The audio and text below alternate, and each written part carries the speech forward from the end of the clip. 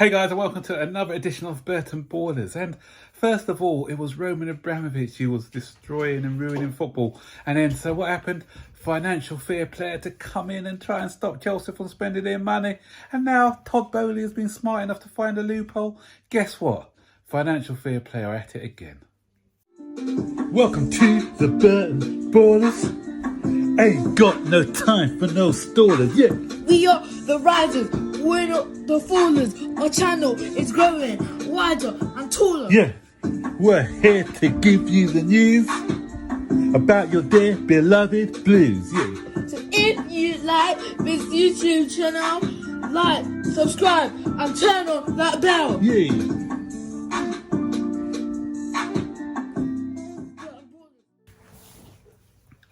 So, a lot of rival fans may be wondering why Chelsea fans are so cynical when it comes to the way that football's run, and they keep saying, "Oh yeah, it's just get over it. It's not real. It's just your agendas, they treat everyone the same."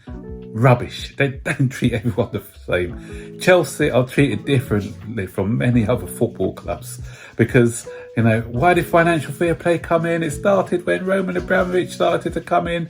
He ruining football, and they said, "Oh, we got to put a stop to this. We don't want Chelsea taking over and dominating football. So let's put a cap on how much they're allowed to spend."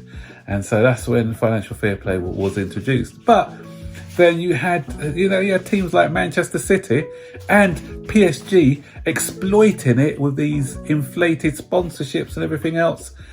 They tried to take Man City to court, but you know what? They got away with it. PSG has been getting away with it season in, season out. I don't know how, but these two teams seem to get away with it. But then Todd Boehly comes along and he comes up with a clever idea on financial fair play, and this is like doing what they do in America, giving players a long-term contract. So back in the day where we used to have 5-year contracts, but we had it with Kepa, a 7-year contract, but that's not the norm. But then Todd Boehly started to make it the norm. He's coming and he's putting these people on big long-term contracts.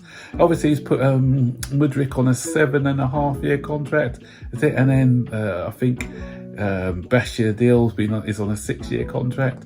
So these long contracts, what they do, it allows us to circumnavigate for FFP because it allows us to spread the payments over the length of the contract.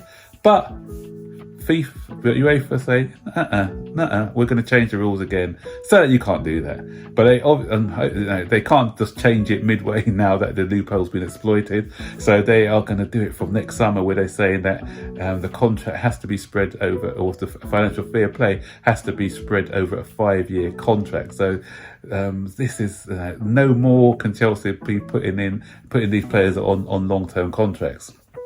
Yeah, and I think apparently clubs have been complaining about the way that Chelsea have been doing business. So, the hatred towards Chelsea and everything else. Focus your energy on the way Manchester City are doing their business, or PSG, how they manage to spend money and no consequences. But, as soon as it's us, all of a sudden everyone starts crying about it.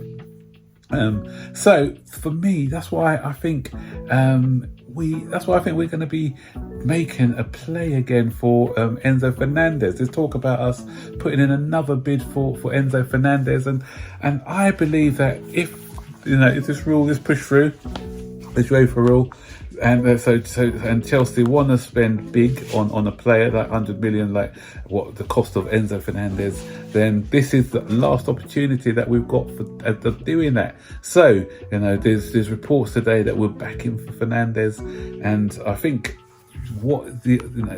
if we can flesh out a deal and we can spread it over a 7 or 8 year contract, then maybe that's the way to go. I know that Benfica said they wanted the money in one big hit, but you know what? If they're getting 120 million and they're getting it spread over a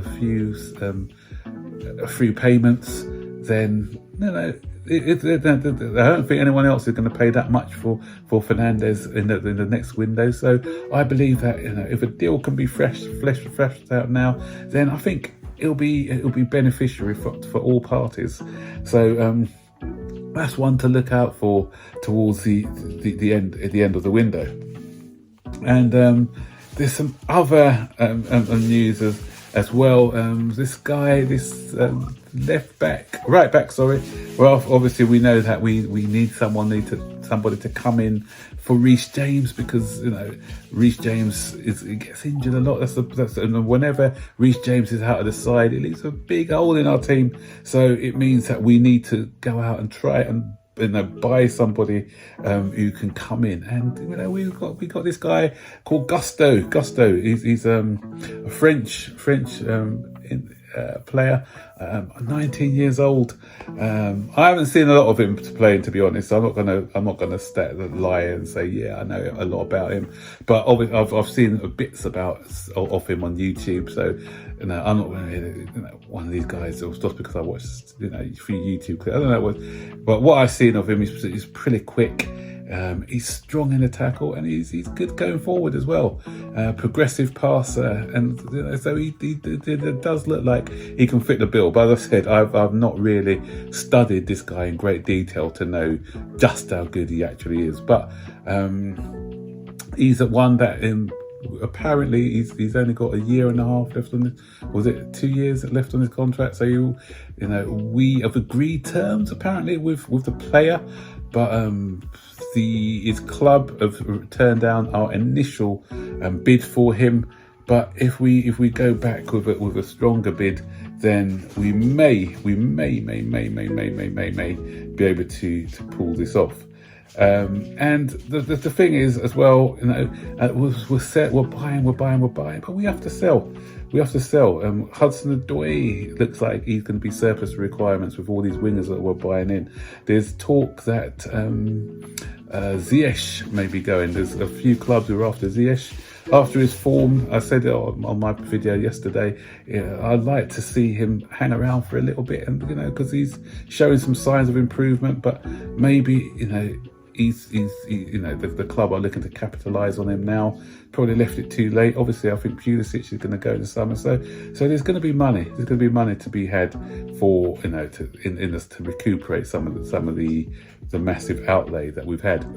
So, guys. The window's not closed yet. Chelsea's business hasn't finished yet, and I think, as I said, it can intensify over the next few days, so that we can and Casiado's another one we're looking at.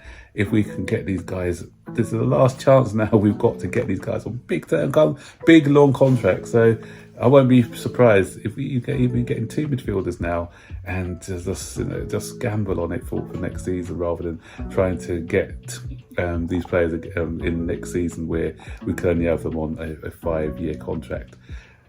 So we're hated again. We're hated by all the other clubs. We're hated by Uefa because we're throwing money about. And I love it that we're hated again. So hopefully, we're doing a lot of business, good business off the field, on the field now. I hope these players can all gel together, and let's have a Chelsea that everyone hates again, that everyone fears again, that competes again, that all the fan base is excited about again, and it will be happy days for all of us. So stick your comments in the section below. So don't forget to like, subscribe, turn on all post notifications so you'll be notified every time I make a new video. So take care, bye bye.